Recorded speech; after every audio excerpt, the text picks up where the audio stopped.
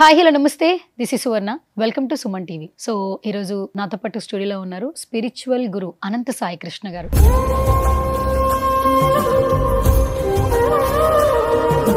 గత కొన్ని రోజుల నుంచి కూడా చాలా మోటివేషనల్గా స్పిరిచువల్గా మారితే మన జీవితంలో ఎలాంటి మార్పులు వస్తాయో చాలా విషయాలు మనకి అందిస్తూ ఉన్నారు. సో ఈరోజు మళ్ళీ స్టూడియోకి వచ్చేసారు. ఆయనతో మాట్లాడదాం, బోల్డెన్ విశేషాలు తెలుసుకుందాం. సో నమస్కారం అనంత సాయి కృష్ణ గారు.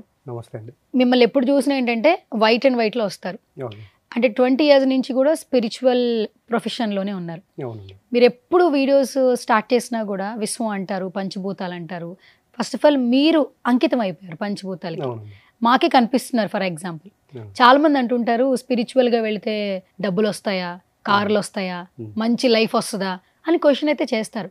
అలా క్వశ్చన్ చేసే వాళ్ళకి as a spiritual person, not a Guru, say something. ఖచ్చితంగా అండి. ఇప్పుడు మీరు క్వశ్చన్ అడిగారు కదా, స్పిరిచువల్ జర్నీలో ఎంటర్ అయితే డబ్బులు వస్తాయా, కార్లు వస్తాయని.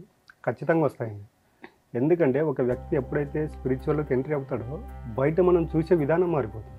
ఎప్పుడైతే ఒక దాన్ని మనం బయట చూసే విధానం మారిపోతుందో అక్కడ దాన్ని మనం ఎలా చూస్తామంటే వ్యతిరేకమైనటువంటి ఆలోచనలతో చూడం. ఎలా చూస్తామంటే నేను ఈ అనంత విషయంలో నేను ఎలాగో నాతో ఉన్న చుట్టూ ఉన్నటువంటి జంతువులు అలాగే మనుషులు అలాగే ప్రతి ఒక్కటి ఒకే భావంతో చూస్తాం.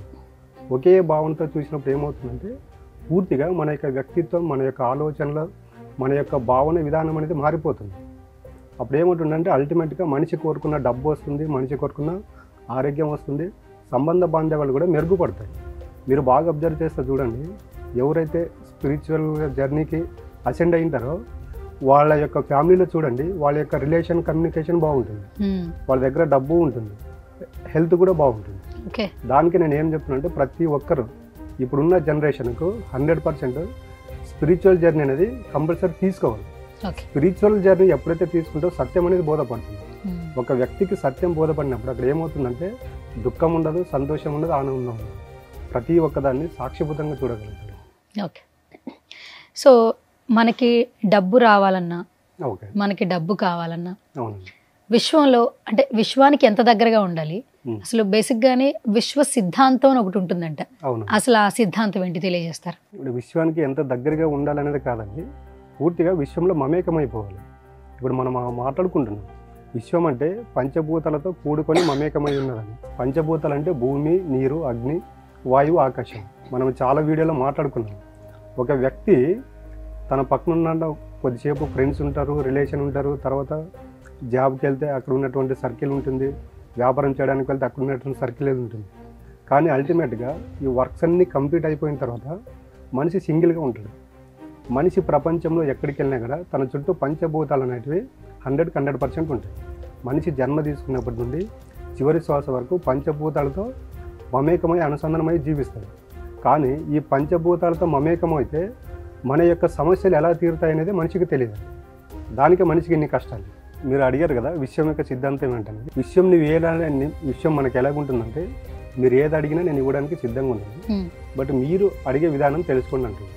విశ్వం యొక్క సిద్ధాంతం ఏంటంటే ఫస్ట్ నమ్మండి, ఫస్ట్ అడగండి, తర్వాత నమ్మండి, తర్వాత పొందండి అంటుంది.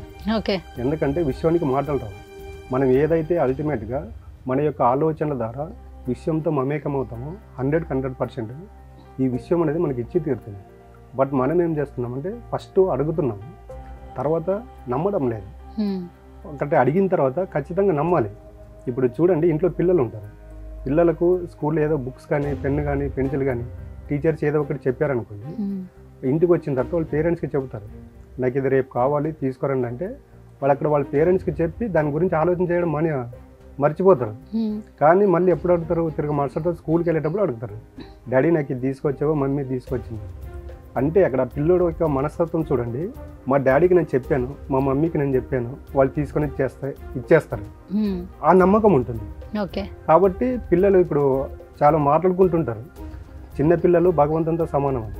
ఎందుకంటే పిల్లల యొక్క ఆలోచనలు ఎప్పుడు పాజిటివ్గానే ఉంటాయి.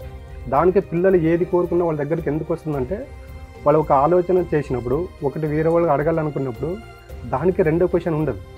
మీరు బాగా అబ్జర్వ్ చేస్తే చూడండి, పిల్లలకి ఏమైనా గాయాలైనా తర్వాత చిన్న జలుబు, దగ్గు ఇలాంటివైనా కూడా తొందరగా తగ్గిపోతాయి. ఎందుకంటే దాని గురించి 10 మందితో డిస్కషన్ చెయ్యరు, ఒకటి దాని గురించి బాధపడరు. పిల్లోడికి దెబ్బ తగిలింది అనుకోండి, ఒక 1 hour 2 hours తర్వాత మళ్ళీ ఆడుకోవడానికి వెళ్ళిపోతాడు. దానిపైన దృష్టి ఉండదు. కాబట్టి పిల్లలకు తొందరగా తగ్గిపోతుంది.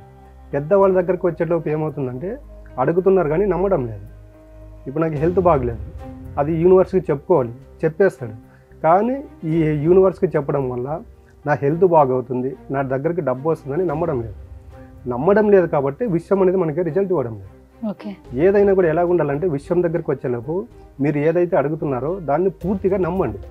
ఎప్పుడైతే మనము పర్ఫెక్ట్గా నమ్మగలుగుతామో అప్పుడు యూనివర్స్ అనేది 100% మనకి ఇచ్చి తీరుతుంది. యూనివర్స్ సిద్ధాంతం ఏంటంటే ప్రతిదాన్ని తదాస్తు అని ఇవ్వడం ఒకటే యూనివర్స్కి తెలుసు. బట్ మనకేం తెలియదంటే అడగడం తెలుసు, నమ్మడం తెలియదు, కాబట్టి పొందడం లేదు. సూపర్. అంటే ఇప్పుడు విశ్వం సిద్ధాంతం అంటేనే ఈ 3 విషయాలు, రైట్? 100% అండి. అడగండి, నమ్మండి, యూనివర్స్ అనేది ఖచ్చితంగా ఇచ్చి తీరుతుంది. సక్సెస్ కూడా మనకు తెలుస్తుంది. సక్సెస్ కూడా తెలుస్తుంది. ఓకే.